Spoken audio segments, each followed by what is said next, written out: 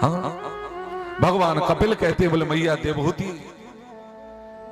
भगवान को कभी काल्पनिक मानकर पूजन नहीं करना चाहिए। हाँ, अरे वो परमात्मा तो अत्र तत्र सर्वत्र कण कण में विद्यमान रहने वाला है और सर्वत्र मानकर ही उस भगवान का पूजन करना चाहिए। कई मेरी मैया बहनों को मैंने देखा है मंदिरों में, मैया बहन मंदिर जाएंगी और एक दूसरे से कहेंगी बोले देख बहन मूर्ति कितनी सुंदर है। हाँ, मूर्ति कितनी सुंदर है। नहीं मेरे भाई बहन, भगवान के सम्मुख जब भी खड़े हो आप तो भगवान को मूर्ति मत बनाओ, क्योंकि मूर्ति कहते हैं पत्थर को, और यदि आपने भगवान को मूर्ति कह दिया तो भगवान को भी देर नहीं लगेगी कि तू मुझे पत्थर कह रहा है तो जा प्यारे आज से तू भी मेरे लिए पत्थर के ही समान है। भगवान को तो प्रत्यक्ष मानकर पूजन करना चाहिए।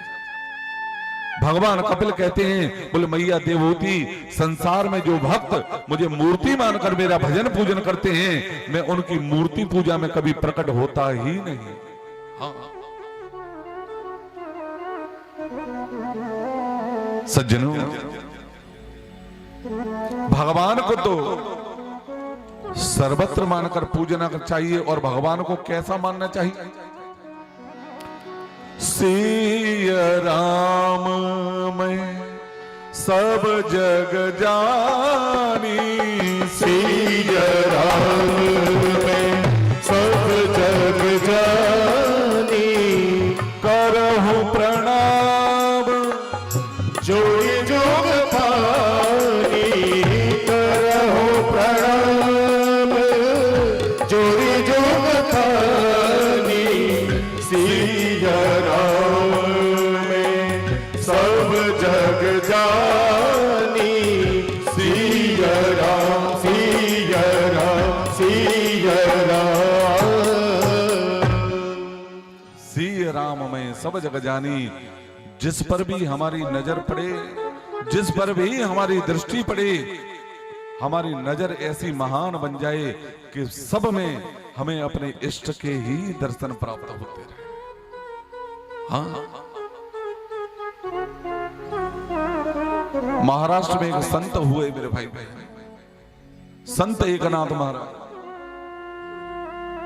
बड़े परम विवेकी भगवत प्रेमी संत, और सब में ही अपने विठल नाथ के दर्शन किया करते थे।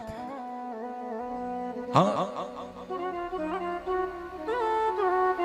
पंढरपुर में विठल नाथ का मंदिर है मेरे भाई बहन, और वो विठला और कोई नहीं भगवान विष्णु को ही वहां पंढरपुर में विठल के नाम से जानते हैं।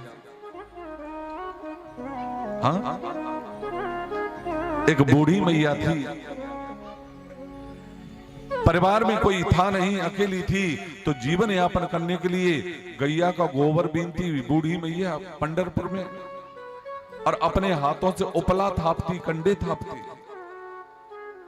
लेकिन मैया का नियम था कि उपला थापते थापते जय विठला जय विठला जय विठला, और कंडे बनाती रहती दिन भर विठला विठला।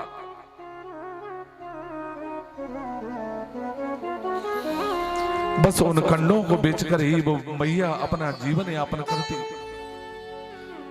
एक दिन उस मैया के कंडे चोरी हो गए। हाँ, मैया रोती बिलखती हुई पंढरपुर के जो राजा थे उनके दरबार में गई, और ये ज्यादा पुरानी बात नहीं है, ये कलयुग की बात है, प्रत्यक्ष घटना है, 150 पौने 200 वर्ष पुरानी घटना है ये। वो मैया पंढरपुर के जो राजा थे उनके दरबार में गई, रोती बिलखती हुई। दरबारी उन्हें राजा के पास लेकर गए। राजा ने मैया से पूछा, बोले मैया क्या हुआ, रोती क्यों है? बोले राजन मैं असहाय हूं, बूढ़ी हूं, और कोई काम धंधा मुझे आता नहीं, गैया के गोबर से उपले बनाती हूं, कंडे बनाती हूं, और जब बेचते हैं 2 पैसे आते हैं, बस उन्हीं से मेरा पेट पलता है। तो बोले क्या हुआ? बोले रात्रि में मेरे कोई कंडे चोरी कर ले गए। हाँ, राजा ने 4 सैनिकों से कहा, बोले पूरे नगर में देख कर आओ, प्रत्येक घर में देख कर आओ, इस मैया के कंडा किसने चुराए हैं। हाँ, वो सैनिक पंढरपुर के प्रत्येक घर में गए मेरे भाई बहन, लेकिन प्रत्येक घर में कंडे रखे हुए हैं। अब सैनिकों ने आकर राजा से निवेदन किया, बोले राजन क्षमा करना, कंडे तो हर घर में पाए गए हैं, लेकिन ये कैसे पता चले कि ये मैया के ही कंडे हैं? हाँ, ये कैसे पता चले? आप तो शांति से कथा सुनो, ठाकुर जी सब अच्छा करेंगे, चिंता मत करो।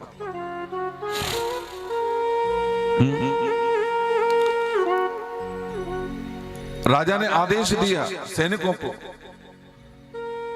बोले मैया तू अपने कंडे पहचान लेगी? उस बूढ़ी मैया ने कहा, बोले हाँ राजा, मैं अपने कंडे पहचान सकती हूं।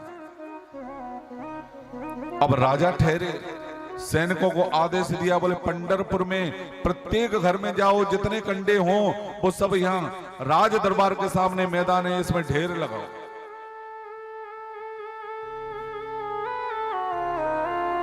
पूरे पंढरपुर के कंडे उठवाए गए राजा के द्वारा और ढेर लग गया कंडों का।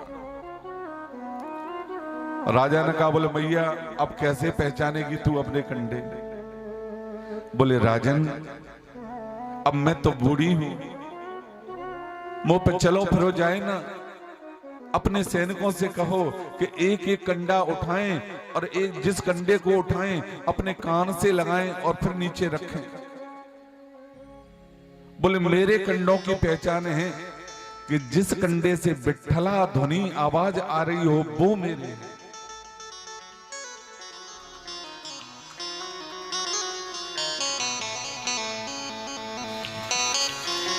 ये सैनिकों ने कंडे उठाना आरंभ किया। प्रत्येक कंडे को उठाते हैं, कान से लगाते हैं और जिससे ध्वनि निकलती है जय विठ्ठला उसे अलग करते हैं, जिससे ध्वनि नहीं आती उसे अलग फेंक देते हैं।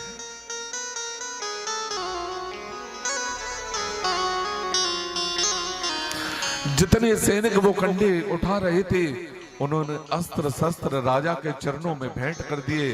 बोले राजन, आज से हम अपनी नौकरी का परित्याग करते हैं।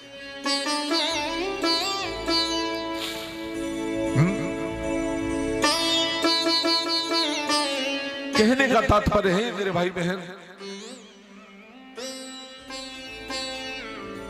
दृष्टि हमारी ऐसी बन जाए, भाव हमारा ऐसा जुड़ जाए भगवान में कि जिसको देखें, जिस पर दृष्टि पड़े, सदैव हमारे इष्ट ही उसमें हमें दिखाई देते हैं। हाँ, संत एकनाथ महाराज महाराष्ट्र के एक और परम संत हैं, एकनाथ महाराज। बहन कहावत है, शांति से बैठो। हाँ, कचू खोएगा वो है का?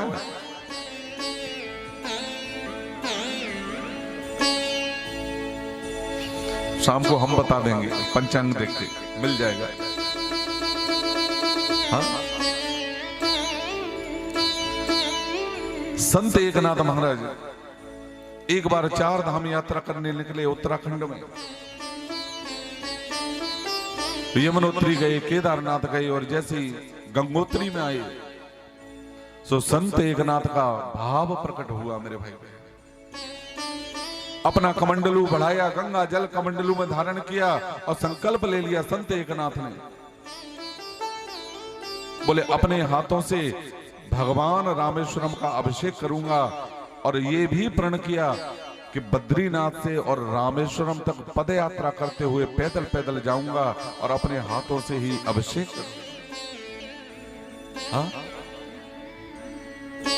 संत एकनाथ महाराज भद्रकाश्रम से चले मेरे भाई बहन, हाथ में गंगा जल रहे कमंडलू में। ऋषिकेश आए, हरिद्वार आए, हरिद्वार से श्रीधाम वृंदावन पधारे, वृंदावन से श्रीधाम अयोध्या यात्रा की, अयोध्या से श्रीदेव वाराणसी बनारस पहुंचे और पहुंचने में, रामेश्वरम तक पहुंचने में तकरीबन 3.5 वर्ष का समय लग गया। एकनाथ महाराज चरणों में बिमाई फटने लगी, उनसे रक्त श्राव होता है एकनाथ महाराज को, लेकिन संकल्प अटल है, भक्ति अटल है। हाँ, भक्ति में जब तक अटलता नहीं होगी, दृढ़ता नहीं होगी, तब तक भक्ति सहज होती नहीं है मेरे भाई। हाँ, 3.5 वर्ष से संत एकनाथ कमंडलू हाथ में लिए, गंगा जल भरे भरे, और संकल्प है अपने हाथ से रामेश्वरम भगवान का अभिषेक करना है। आज 3.5 वर्ष पूर्ण हुए। 2 किलोमीटर दूर ही रामेश्वरम भगवान का मंदिर है। 2 किलोमीटर पहले रामेश्वर भगवान का जो छत्र है, उसकी ध्वजा दिखाई थी संत एकनाथ को। मन में संतोष व्याप्त हुआ, बोले हे रामेश्वरम भगवान, 3.5 वर्ष से जो चल रहा हूं पैदल पैदल, आज वो मेरा भक्ति अनुष्ठान पूर्ण होने वाला है। हाँ, थोड़ा सा और आगे बढ़े संत एकनाथ महाराज। सुमार्ग में क्या देखा? एक गधा तड़प रहा था महाराज। संत एकनाथ महाराज ने ध्यान लगाकर देखा, समझने में देर नहीं लगी। बोले हे नारायण, ये गधा जल के अभाव में तड़प रहा है, अतिशीघ्र से जल प्राप्त नहीं हुआ तो इसका प्राणांत भी हो सकता है। संत एकनाथ ने क्षण भर भी विचार नहीं किया मेरे भाई बहन कि 3.5 वर्ष से पैदल पैदल इस जल को लेकर चलना हूं। कमंडलू दोनों हाथ में पकड़ा, गधे के मुख में गंगा जल उड़ेलते हुए संत एकनाथ महाराज बोल पड़े, बोले हे रामेश्वरम भगवान, मेरा जल आप यहीं से स्वीकार कर लें। और झट से पूरा गंगा जल गधे के मुख में उड़ेल दिया मेरे भाई। परिणाम ये हुआ, उस गधे में से मेरे रामेश्वरम भगवान प्रकट हो गए। बोलिए रामेश्वरम भगवान की जय। जय जय श्री राधे। झट से रामेश्वरम भगवान प्रकट हुए उस गधे में। भगवान रामेश्वरम कहते हैं, बोले बाहरे बेटा एकनाथ, तूने मुझे इस स्वरूप में भी पहचान लिया? गधे के रूप में था मैं तो। संत एकनाथ कहते हैं, बोले हे नाथ, आप कहां पर नहीं हैं? हाँ, आप तो कण कण में वास करने वाले हैं। भगवान कपिल कहते हैं, बोले मैया दृष्टि हमारी ऐसी बन जाए कि अपने इष्ट को हम कण कण में भी देख सकें, ऐसा हमारा देखने का नजरिया बन जाए मेरे भाई।